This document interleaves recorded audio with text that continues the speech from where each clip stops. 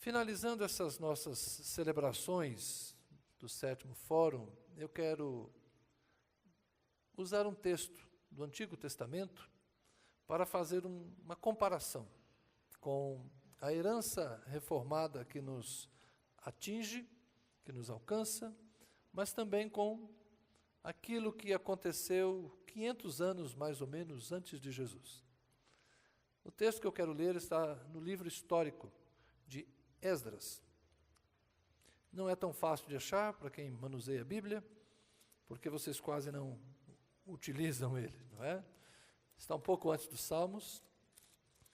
Esdras foi um sacerdote, um homem, portanto. Eu lembro um dia que alguém disse os 3 livros bíblicos com nome de mulher.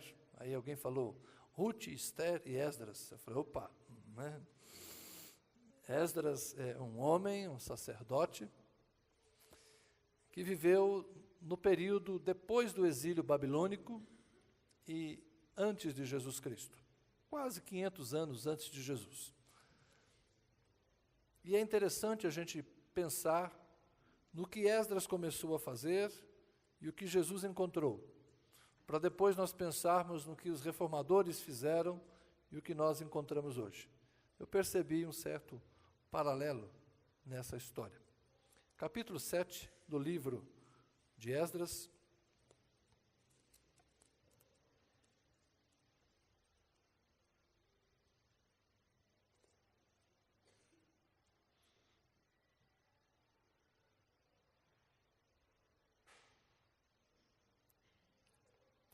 Verso 8. Então vamos ler um pouquinho antes, no verso 7. Alguns dos israelitas, inclusive sacerdotes, cantores, levitas, porteiros e servidores do templo, também foram para Jerusalém no 7º ano do reinado de Artaxerxes. Esdras chegou a Jerusalém no 5º mês do 7º ano desse reinado. No primeiro dia do primeiro mês, ele saiu da Babilônia e chegou a Jerusalém no primeiro dia do 5º mês. Portanto, viajou durante 4 meses, da Babilônia para Jerusalém. Porque a boa mão do seu Deus estava sobre ele. Pois Esdras tinha decidido dedicar-se a estudar a lei de Yahvé, a praticá-la e a ensinar os seus decretos e os seus mandamentos aos israelitas. Agora vamos para o livro de Neemias, um pouquinho à frente, no capítulo 8 de Neemias.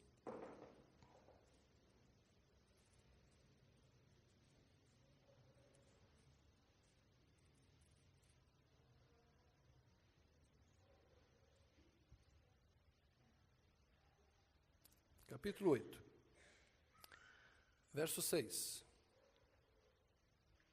O verso 5 termina com a seguinte frase: E quando abriu o livro, o povo todo se levantou. Esdras louvou a Yahvé, o grande Deus, e todo o povo ergueu as mãos e respondeu: Amém, Amém. Então eles adoraram Yahvé prostrados com o rosto em terra. Então se puseram em pé e depois se prostraram com o rosto em terra. Os levitas, Jesua, Bani, Serebias, Jamim, Acube, Sabetai, Odias, Maazéias, Quelitas, Arias, Josabade, Anã e Pelaías, instruíram o povo na lei e todos permaneciam ali. Leram o livro da lei de Deus, interpretando-o e explicando-o, a fim de que o povo entendesse o que estava sendo lido. Então Neemias, o governador, Esdras, o sacerdote e escriba, e os levitas que estavam instruindo o povo disseram a todos: Este dia é consagrado a Yahvé, o nosso Deus. Nada de tristeza e de choro, pois todo o povo estava chorando enquanto ouvia as palavras da lei. Amém. Essa história do Antigo Testamento é muito importante. O povo de Israel, depois de muito tempo de desobediência à lei de Moisés, idolatria, pecados graves de imoralidade, injustiça social, depois de tantos avisos dos profetas Isaías, Jeremias, Ezequiel, enfim, os grandes profetas trabalharam, Miqueias, mas o povo não se emendava, o povo não se convertia, e por fim veio o exílio na Babilônia. Jerusalém foi destruída, o templo foi arrasado. Os judeus ficaram aproximadamente 70 anos no exílio e depois gradualmente foram retornando. Assim como foram deportados em levas distintas, foram também repatriados em levas distintas. A grande população de Jerusalém havia sido dizimada pela peste, pela fome, pela espada. Pouca gente sobreviveu. 42 mil, aproximadamente, retornaram do exílio. E a cidade passou a ser reconstruída. Muitos de vocês conhecem a história de Neemias, que reconstrói os muros, conhecem a história de Ageu e do profeta, que juntamente com Zorobabel, um governador, antes ainda de Neemias, começaram a reconstrução do templo. Mas pouca gente conhece o papel de Esdras nessa história. Se primeiro eles lançaram os fundamentos do novo templo, depois com Neemias fizeram os muros, faltava reconstruir algo muito importante, o conhecimento da lei do Senhor. E Esdras, um sacerdote que estava no exílio, decide voltar para cumprir um propósito espiritual elevado. Conforme lemos, Esdras dispôs o coração para aprender a lei do Senhor, dispôs o coração para praticar a lei do Senhor e para ensinar a lei do Senhor. E vemos, no texto lido em Neemias, uma grande celebração pública em que Esdras sobe ao que hoje nós chamamos de púlpito, ele sobe a um lugar mais alto e de lá começa a ler. E os levitas começam a interpretar e a ensinar. Mas por que acontece isso? Primeiro, porque é um grande número, muitas pessoas, não há microfones. Esdras provavelmente lia de um ponto central, onde todos viam. Uns tantos metros à frente, os levitas se posicionavam de modo que ouviam Esdras e projetavam a sua voz mais adiante. Se faz muito isso nos grandes ajuntamentos na África, não é? Alguém prega numa língua e eles interpretam em diferentes idiomas. Então, além da questão da projeção do som, havia uma questão. A lei estava escrita em hebraico, mas o povo de Jerusalém já não falava mais hebraico. Eles falavam aramaico. Eles haviam aprendido, durante o período do exílio, um outro idioma. Na miscigenação dos povos, na mistura de nações, eles começaram a falar uma língua que era misturada. E o hebraico havia se tornado para eles uma língua incompreensível. Os pais haviam falado hebraico. Os pais talvez lessem a lei, mas agora eles não conseguiam ler a lei. E eles não entendiam mais a língua em que a lei foi escrita. Por isso foi necessário que os levitas ouvissem em hebraico e falassem e interpretassem para o povo que, na sua maioria, já falava aramaico. Até os dias de Jesus, a língua comercial, a língua falada, era o aramaico. Por isso que muitos eram iletrados e indoutos, porque não sabiam ler a lei em hebraico. De certa forma, o que aconteceu nos dias de Esdras, quase 500 anos antes de Jesus, é algo parecido com o que vai acontecer na Reforma Protestante. O culto era em latim, a Vulgata, a tradução de Jerônimo, dos originais grego e hebraico para o latim, era a Bíblia usada nas liturgias. Mas o povo não falava latim. Quem falava latim era o clero. Mais ou menos como aqui. Esdras, um sacerdote, e os levitas falavam hebraico, mas o povo falava apenas aramaico. Então os sacerdotes e os levitas traduziam a lei para o povo. Não foi isso que Jesus também encontrou nos seus dias? Os mestres da lei e os fariseus, eles ensinam a lei para vocês.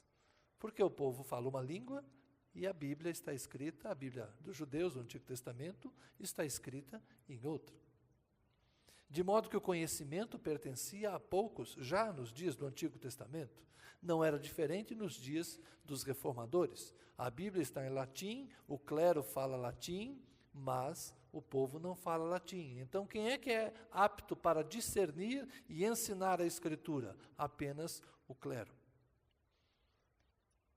A grande contribuição da reforma, como falamos tanto nesses dias, tem a ver com essa capacidade de educar o povo e ensinar o povo para ouvir a voz de Deus, mas com a santa e bendita preocupação de colocar a palavra de Deus na língua do povo. Ao invés de ensinarem latim para o povo, preferiram traduzir a Bíblia para o alemão, para o francês, para o holandês, enfim, para os idiomas falados naquela época. E hoje, com a graça do Senhor, nós temos tantas Bíblias em português. Eu leio uma versão, você lê outra, e agora com esse negócio de Bíblia no celular, parece que cada um de nós tem uma versão diferente. Que bom que nós temos tantas oportunidades de ler a Bíblia na nossa língua. E é tão mais fácil a gente entender a Bíblia quando Jesus fala português. Não é verdade? E é um grande dilema também, porque a própria Bíblia em si já é uma versão. Porque os sermões de Jesus foram falados em aramaico. Mas a Bíblia foi escrita em grego. Eu lamento dizer a você, mas já houve uma primeira tradução. Os evangelistas conversavam com Jesus, João e Mateus, conversavam com Jesus em aramaico. Mas eles vão produzir um texto em grego, porque era a língua comercial dos dias do Novo Testamento. Era a língua popular, o grego koiné, não o grego clássico, o grego popular. Então eles já foram, de certa forma, obrigados a traduzir do aramaico que Jesus falou para o grego que a grande massa das nações falava. Então a Bíblia que nós já temos, ela já é uma tradução do discurso de Jesus para um texto grego. E depois a gente tem que pegar o texto grego e transferir para o português. Almeida fez do grego para o português. Figueiredo fez do latim para o português. Por isso que os católicos usam a versão Figueiredo e nós usamos a versão Almeida. São os desafios de ler a Bíblia. E a Bíblia se tornou um livro fácil para nós? Não, vamos ser muito honestos. Ainda é o clero que interpreta a Bíblia. Vocês me pagam e pagam bem para isso. Ainda é o clero que interpreta a Bíblia. Ainda é o clero que conhece a Bíblia e que consegue reunir informações suficientes para levar as pessoas ao conhecimento das Escrituras. Mas voltemos aqui à história de Esdras. Se a gente considerar o Antigo Testamento, nós sabemos que a religião dos judeus começa com Moisés. É o homem que dá a lei.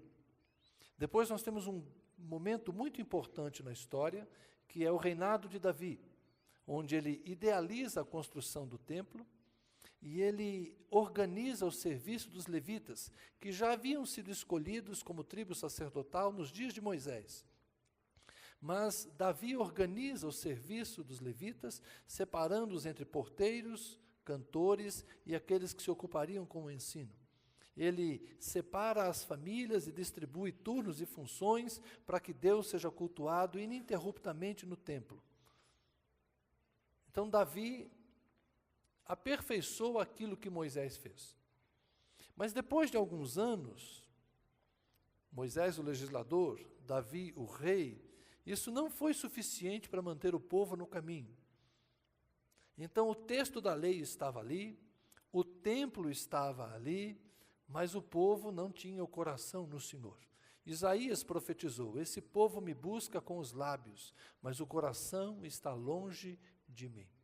Ter o texto bíblico e ter um templo não foi suficiente para que Israel fosse aceito e praticasse de fato a justiça de Deus. Ter um livro não basta. Ter um templo não basta. É preciso ter o coração convertido. Mas o coração deles era empedernido, era duro. E por isso Deus enviou os profetas. E como bem disse Jesus, o que eles fizeram com os profetas? Mataram os profetas. Porque o que os profetas diziam, eles não queriam ouvir. Por fim veio o exílio.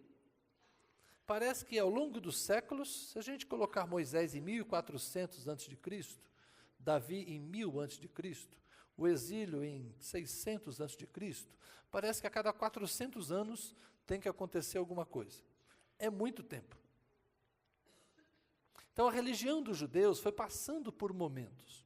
E esse momento de Esdras, em que ele faz a leitura da lei, em que o templo agora não é suntuoso como nos dias de Davi, ou melhor dizendo, como nos dias de Salomão, em que o templo é modesto, acanhado, tímido, em que os sacerdotes já estão meio capengas, o negócio não está muito fácil de se fazer, vai nascer um outro modelo de religião, centrado no ensino da lei.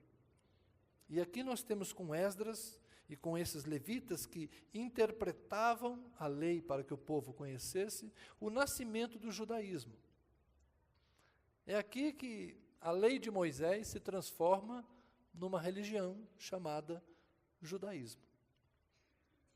Sem templo, ou o templo não é mais a figura central, mas é a sinagoga.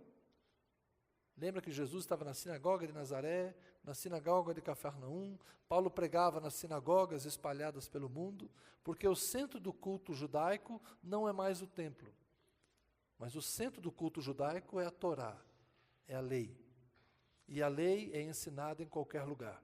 Como diz o autor sagrado, Moisés é pregado todos os sábados. Assim disse Tiago, no Concílio de Jerusalém, Atos capítulo 15. Todo sábado Moisés é pregado nas sinagogas. Então, o judaísmo é a centralidade da lei e do texto sagrado sobre o qual a comunidade de Israel se debruça para aprender e para praticar. Esdras funda o judaísmo. E o que nós vamos encontrar quase 500 anos depois, nos dias de Jesus? O povo aprendeu a lei? Sim. O povo conhecia a lei? Sim. Mas o que Jesus dizia dos fariseus? Vocês guardam a lei. Vocês conhecem as vírgulas, o tio. Vocês conhecem os detalhes das letras.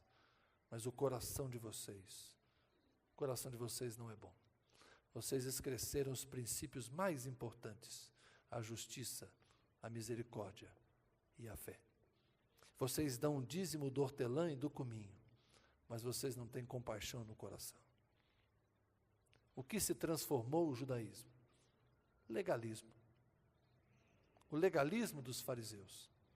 Ou o ceticismo dos saduceus, que não criam em espírito, não criam em anjo, não criam em ressurreição, não criam em vida depois da morte. 500 anos depois desse episódio maravilhoso em que Esdras se colocou diante do povo, leu a lei, o povo chorou. 500 anos depois, Jesus está no templo de Jerusalém, dizendo que ele não tem mais sentido, que aquela religião não valia a pena e que não ficaria pedra sobre pedra. 500 anos depois, Jesus está ali dizendo que Jerusalém continua matando os profetas que lhes são enviados, continua não ouvindo a voz de Deus, continua não percebendo a salvação que lhe foi enviada. 500 anos depois, a religião que Esdras ajudou a fundar havia se transformado em algo tão infrutífero como as coisas do passado. Enfim, parece que todo movimento espiritual tende a se cristalizar e a perder o efeito. A lei de Moisés, depois de alguns anos, precisou de um templo. O templo de Salomão, depois de uns anos, precisou ser destruído. Na reconstrução do templo, instituição do judaísmo, centralidade da Torá, depois de alguns anos, teve que chegar algo novo, o Evangelho de Jesus Cristo. Pasmem, Depois de Jesus, passam algum tempo, estão ali os apóstolos, surgem os primeiros bispos, depois a igreja se transforma numa instituição, lá pelo ano 500 o papado se fortalece, lá pelo ano 1500 alguém tem que tirar o papado do centro da igreja. A reforma é mais um movimento do Espírito Santo, é mais um movimento de Deus para fazer as coisas funcionarem como elas sempre deveriam ter funcionado. O que é a reforma? A reforma protestante é o desejo de um Deus de encontrar-se com seu povo e o desejo de um povo genuíno e verdadeiro, de cristãos devotados, querendo se encontrar com Deus. Mas 500 anos depois, o que nós vemos? Coisas muito parecidas com aquilo que a reforma tentou desconstruir. Eu estava pensando, há 30 anos atrás, quando eu estava no seminário, o que me ensinavam e como me ensinavam. Me ensinavam a Bíblia. Eu fiz um seminário batista, batista gosta da Bíblia. Mas me ensinaram a ler a Bíblia desse jeito e a pensar desse jeito. E quando eu fazia alguma pergunta, por que é desse jeito? É porque é desse jeito, é porque é desse jeito. Mas esse texto aqui que diz isso, esse texto aí é outra coisa, você tem que ficar com isso aqui. Essas outras coisas não importam, o que importa é isso aqui. Há 30 anos atrás eu fui catequizado para ser um fundamentalista. Ou tentaram me catequizar para que eu me tornasse um fundamentalista. Esses mesmos fundamentalistas que estão lá hoje nos Estados Unidos, aquela mesma linha de pensamento do fundamentalista clássico norte-americano, de supremacia branca, racial, tem a ver com isso também.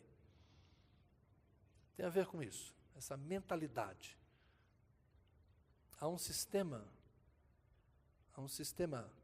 social, político, econômico, totalitário, dentro das igrejas protestantes também, que tentam fazer com que todo mundo pense daquele jeito.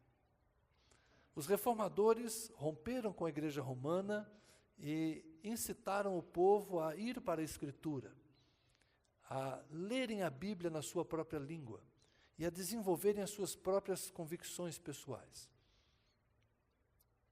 Passaram-se os séculos e os sacerdotes, que agora vestem paletó e gravata, se chamam pastores, continuam a replicar o velho modelo, dizendo o que as pessoas devem fazer. E pasmem, as pessoas continuam indo aos templos para ouvir os pastores dizendo o que é que eles devem fazer. E pouca gente quer pensar por si mesma. E pouca gente quer estudar a Escritura. E pouca gente quer assumir a responsabilidade pela sua vida.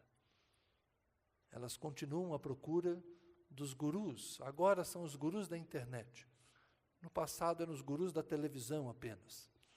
Ou os gurus dos púlpitos, que vão dizer o que é que eles devem fazer para que a sua vida seja uma vida melhor. Não foi isso que Esdras tentou fazer quando leu a lei diante do povo. Não foi isso que Calvino e Lutero pensaram fazer quando iniciaram o movimento da reforma protestante.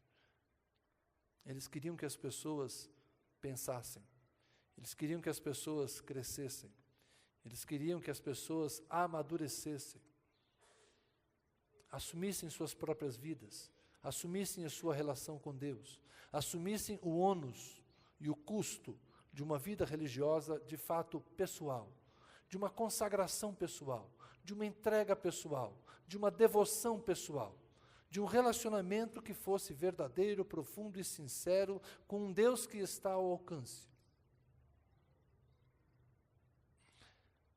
Esse era o pensamento que movia a reforma.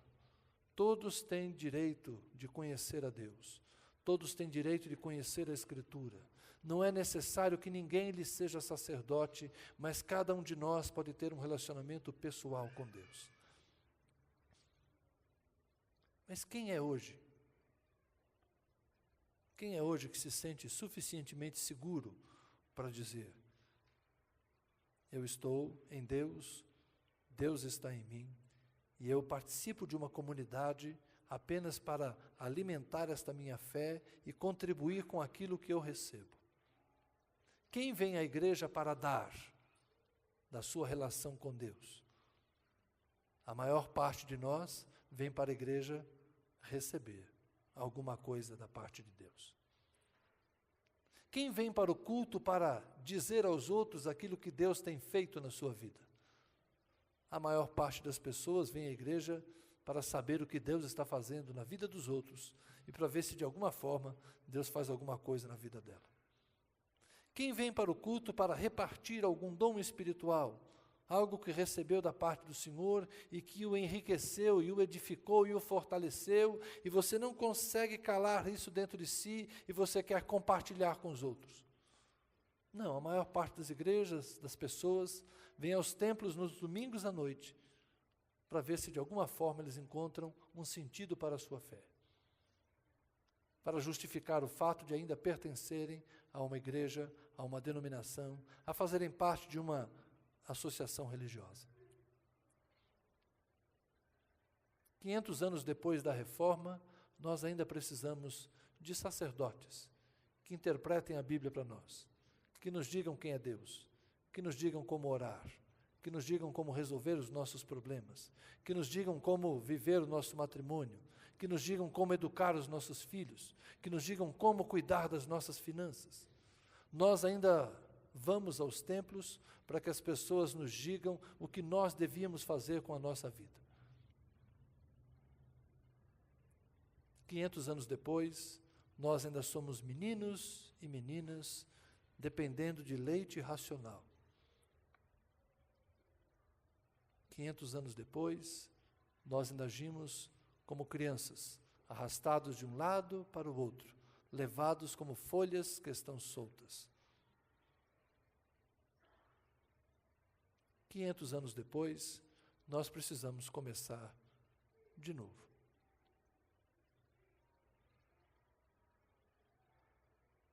Esdras leu a lei para o povo, e o povo chorou. Lemos a Bíblia toda semana. Raramente alguém chora. Raramente a palavra cai no nosso coração e nos impacta. Raramente os nossos pecados doem no coração, como doeram no coração daquele povo. Quando eles ouviram a lei, quando eles ouviram o que deveriam fazer e o que não deveriam fazer, eles choraram, porque eles perceberam que estavam longe de Deus. Mas quem vem aos templos hoje para chorar os seus pecados? Quem vem ao templo hoje para lembrar-se de ser santo e de caminhar com retidão e com justiça na presença de um Deus misericordioso e bom, mas também de um Deus poderoso e justo? Quem vem ao templo para se prostrar, para colocar o rosto no pó e dizer: sou pecador? Quem vem ao templo para ser quebrantado pelo Espírito Santo, para ser refeito, para ter uma experiência diferente, para sair daqui uma outra pessoa?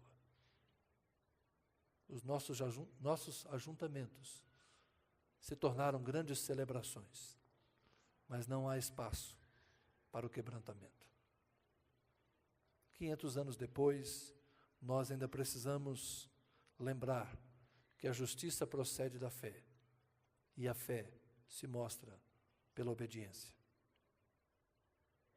500 anos depois, nós sabemos o que cremos, mas nem sempre sabemos o que fazemos, por que fazemos, para quem fazemos. Será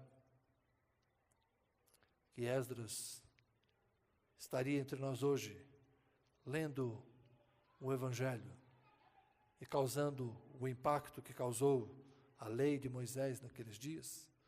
Será que, se alguém se levantasse entre nós para ler simplesmente as palavras de Jesus, e alguém simplesmente explicasse as palavras de Jesus, será que isso seria suficiente para quebrantar os nossos corações e nos conduzir humildemente sob o pastoreio de Cristo. Cada um de nós deve pensar, cada um de nós deve refletir. A história se constrói em ciclos. Nós pensamos muito de maneira cartesiana, linear. A Bíblia não trata a história assim. A Bíblia trata a história como no Eclesiastes. Tudo o que foi, vai ser de novo. E o que é agora, já foi um dia. Não há nada novo debaixo do sol. Você pensa que hoje nós estamos vivendo algo novo? Não. Nós estamos vivendo algo que já aconteceu. Muitos oram por um avivamento. Eu sou um pastor do contra nessa oração. Muitos amigos meus já me ouviram falar sobre isso. Uns concordam, outros não.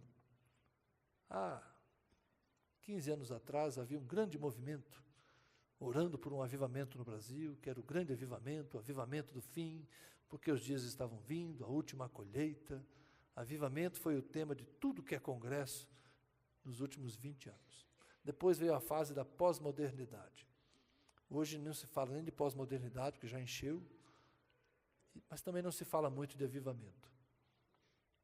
Por quê? Porque nós vivemos os ecos de um antigo avivamento que veio no Brasil nos anos 60 e 70. Nós somos, como PIB, uma igreja afetada, tocada pelo avivamento. Esta igreja passou por uma experiência de avivamento no ano de 65. Pastor Elias Brito, fundador desta igreja, foi um avivalista. Muitos que aqui estão, muitos não, desculpem, alguns que aqui estão, viveram aquele avivamento. E eles sentem saudade. E eles gostariam que os jovens soubessem o que eles viveram na juventude deles. Baltazar está fazendo assim com a cabeça.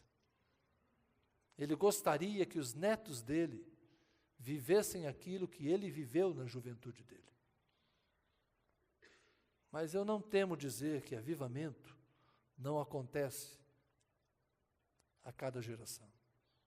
Avivamentos demoram séculos. E nós não teremos outro avivamento no Brasil tão cedo, se é que teremos. Nós temos que preservar a chama que foi acesa lá atrás. Temos que preservar o fogo do Espírito que nos foi dado naqueles anos. Temos que preservar o testemunho de santidade e de justiça, porque essa geração mais jovem tem que aprender conosco. Nós que vimos o que eles não verão.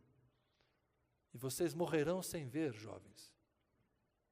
E falo isso como um profeta hoje. Vocês morrerão sem ver outro avivamento.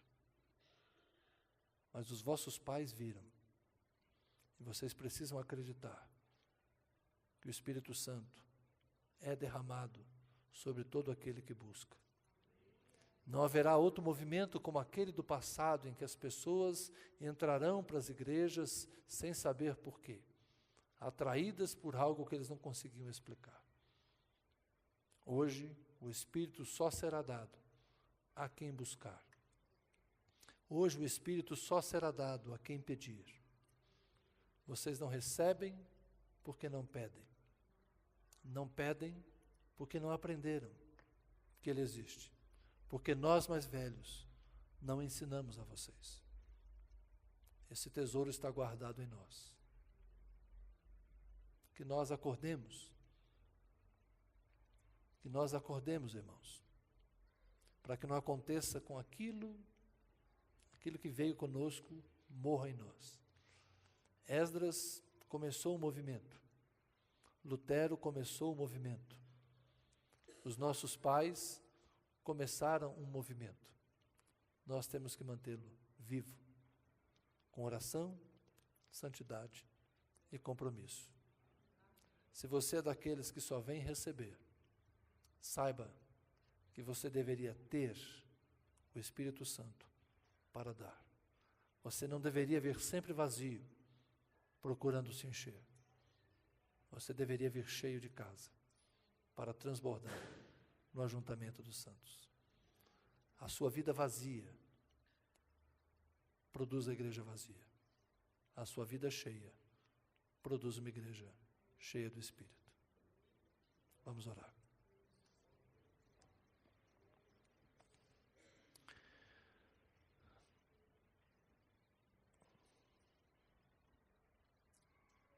Nossa vida é curta, Senhor. Nossa existência, de fato, é breve. Os que vivem 80 anos com qualidade, bem-aventurados são, porque podem ver os filhos de seus filhos e ainda os filhos destes. Não sei até que ponto é bom viver tanto, porque às vezes isso acrescenta dores e frustrações. Vivemos muito para ver morrer coisas que demos origem. Viver muito, Senhor, hoje, talvez signifique ver passar coisas que nos eram preciosas, vê-las desaparecer, porque as novas gerações já não se importam com elas.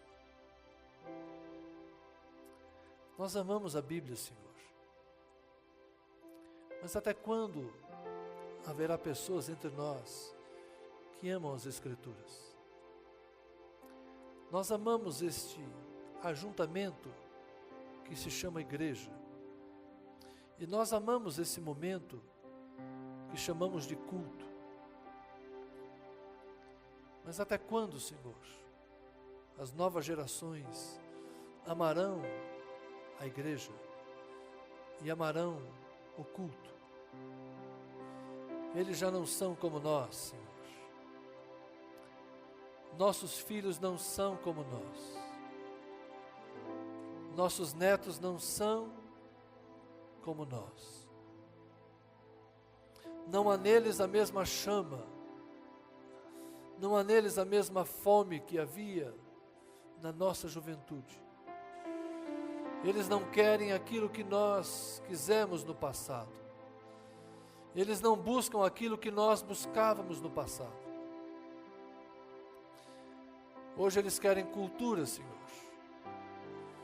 Eles falam 2 idiomas. São cidadãos do mundo. Eles têm a tecnologia. Eles têm ambições. Eles têm carreira. Eles têm futuro, Senhor. Nós tínhamos a expectativa iminente da Tua vinda. Nós acreditávamos que não envelheceríamos, que não nos aposentaríamos. Nós acreditávamos, Senhor, que o tempo era pouco e por isso deveria ser gasto em buscar o Senhor enquanto se pode achar. Mas os nossos filhos e os nossos netos, eles têm o mundo para conhecer. Eles querem ir à Europa, eles querem ir à América, eles querem viajar. Eles querem ter dinheiro, eles querem ter sucesso. Nós éramos sedentos do céu, eles são famintos da terra, Senhor. Nós amávamos orar, eles querem dançar. Nós nos ajoelhávamos, Senhor, e eles pulam nos templos. Nós nos deitávamos no chão, e eles correm. São outros tempos, Senhor. São outros dias. E os ecos do avivamento estão cada vez mais silenciosos, mais surdos, mais difíceis de ouvir. Os nossos olhos não veem mais milagres. As curas são raras. As conversões insinceras.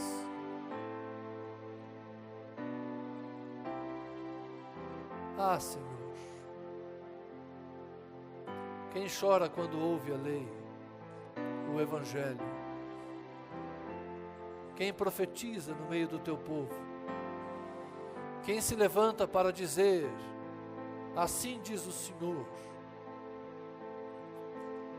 Quem se levanta no meio do teu povo, ó Deus, para chamá-los a um conselho? Quem são os pastores e líderes, os guias do teu povo hoje, Senhor? Gente que fala de liderança e de sucesso, de ativismo, de métodos, de doutrinas. Estamos discutindo as velhas doutrinas de Calvino e de Armínio. Estamos bebendo das fontes, ou pior, Senhor, estamos bebendo de águas paradas, de cisternas empoçadas, águas que já não fluem. Onde corre água fresca, Senhor? Onde corre água límpida? Onde está jorrando da terra algo novo, Senhor? Onde está brotando algo que tenha vida? Onde está, Senhor, o Espírito? Onde está o fogo que arde? Onde está o vento que sopra? O movimento que venha do céu? Onde está a voz que venha do céu, Senhor?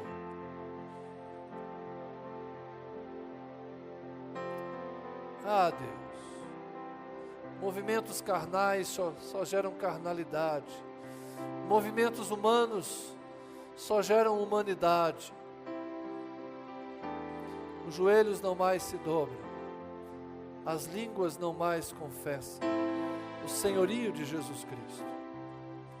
Nós nos assenhoramos da nossa fé, nós nos assenhoramos da nossa religião, nós nos assenhoramos dos nossos rótulos, nós dizemos o que somos, nós dizemos o que fazer, nós estabelecemos os nossos limites, nós dizemos o que nos é permitido, nós dizemos o que nos é certo.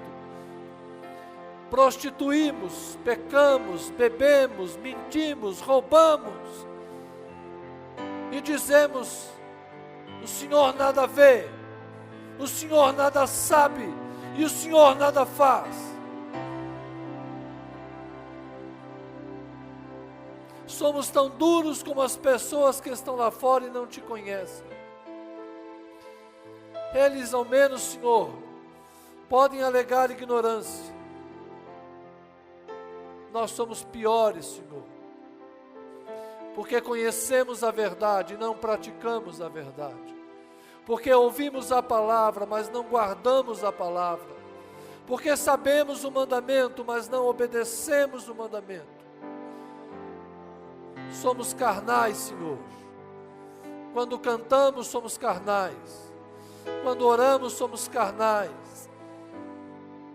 E a nossa carnalidade, Senhor, nos impede de sentir a alegria do Espírito. Somos pobres, Senhor. Somos cegos e estamos nus. Nós queremos dizer aos outros que eles devem vestir-se. Nos arvoramos o direito de dizer que temos pão, mas estamos tão famintos como as pessoas lá fora. Nos arvoramos a dizer: venham beber, mas estamos igualmente sedentos. A nossa terra está árida, o nosso solo está infértil. Ah, Senhor, cura a tua igreja. Não é preciso olhar para 500 anos atrás, Senhor. Basta olharmos para 50. Basta 50 anos, Senhor. Há 50 anos éramos outra coisa. Se o Senhor não tiver misericórdia de nós, nesses dias de indiferença, de individualidade, de incredulidade, de insensibilidade, se o Senhor não tiver misericórdia, Senhor, aquilo que hoje chamamos igreja tenderá a morrer. Compadece de nós, Senhor. Preserva o remanescente. Preserva o remanescente, Senhor. Preserva o remanescente. E se te aprover, Senhor, tem misericórdia de mim. E preserva-me também a mim. Lembra-te, Senhor, das promessas. Lembra-te, Senhor, da tua bondade. Lembra-te, Senhor. Lembra-te daquilo que já fizeste no meio de nós. E faz de novo o nosso coração. É o nosso coração que precisa mudar, Senhor. Tu és o mesmo. Os tempos são outros. Mas o nosso coração pode mudar. Pode se converter. Pode se quebrantar. A nossa vida, Senhor, pode mudar. Começa pela minha, Senhor. Começa pela minha. Amém. E amém.